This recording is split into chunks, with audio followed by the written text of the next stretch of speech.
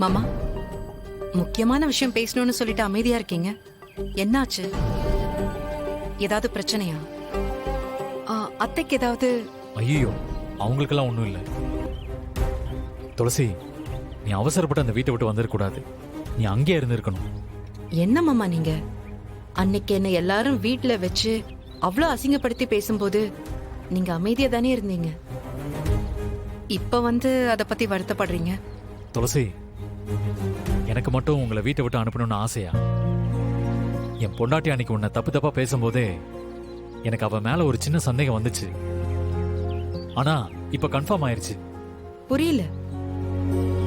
ஆக்சுவலா உன்னை வீட்டை விட்டு துரத்தணுங்கிறதுக்காகவே அவ பக்காவா பிளான் பண்ணியிருக்கா. என்ன மாமா சொல்றீங்க? ஆமா துளசி.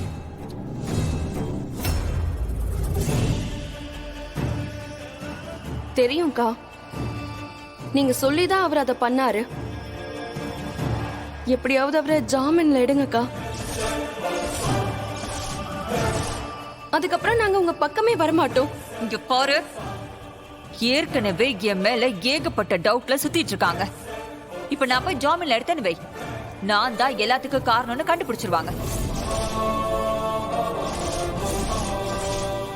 இது மட்டும் இல்ல துளசி, அன்னைக்கு என் அம்மாவை துப்பாக்கி எடுத்து சுட்டாங்கல்ல, அது கூட அவளோட பிளானா தான் இருக்குன்னு எனக்கு தோணுது. எனக்கு ஏற்கனவே தெரியும் மாமா. ஆனா நான் சொன்னா யாரும் நம்ப மாட்டாங்கல்ல. அதை சொல்றதுக்கு என்கிட்ட எந்த ப்ரூஃபும் கிடையாது. அதனாலதான் நான் அமைதியா இருந்தேன். ஆனா இப்ப உங்களுக்கு தெரிஞ்சிருக்கு, நீங்க வீட்ல எல்லார்கிட்டயும் சொல்லலாம்ல. இல்ல துளசி, அட்லீஸ்ட் வெற்றி கிட்டயாவது சொல்லலாம்ல. இல்ல துளசி, வேணாம், அவசரப்பட வேணாம். ஏன்? அவன் சரியான கோவக்காரன். ஆத்திரத்தில் ஏதாவது பண்ணிட்டானா? ஏற்கனவே அவன் மேல ஏகப்பட்ட பிரச்சனை இருக்கு. இந்த விஷயம் மட்டும் தெரிஞ்சதுன்னா அவன் மீனாவை சும்மா விட மாட்டான். அதுவும் இல்லாம இது நம்ம வீட்டுல நடக்கிற பிரச்சனை. இது வெளியே தெரிஞ்சா ரொம்ப அசிங்கமா போயிடும். நான் கேக்குறேன்னு தப்பா நினைக்காதீங்க.